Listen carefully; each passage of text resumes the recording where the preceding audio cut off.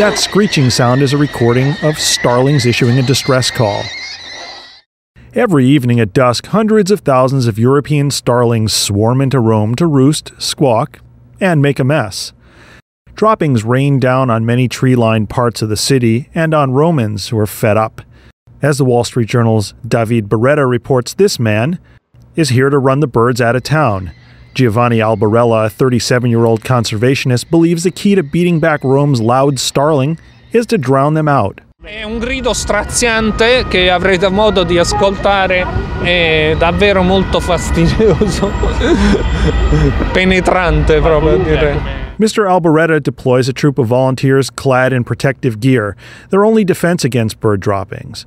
They issue the call from large megaphones while walking along the tree-lined banks of the Tiber River. Some residents say the scream just isn't enough.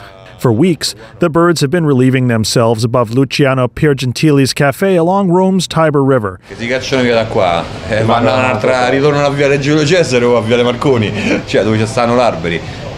Qui o tagliano gli alberi. But in this conflict between bird and man, Mr. Albarella believes a peaceful compromise is the only solution. Cercando di accontentare gli uni senza danneggiare gli altri. Sì. Diciamo che secondo me, voglio dire la storia che parla, con questo col sistema che noi utilizziamo ormai da diversi anni, questo obiettivo mi sembra raggiunto.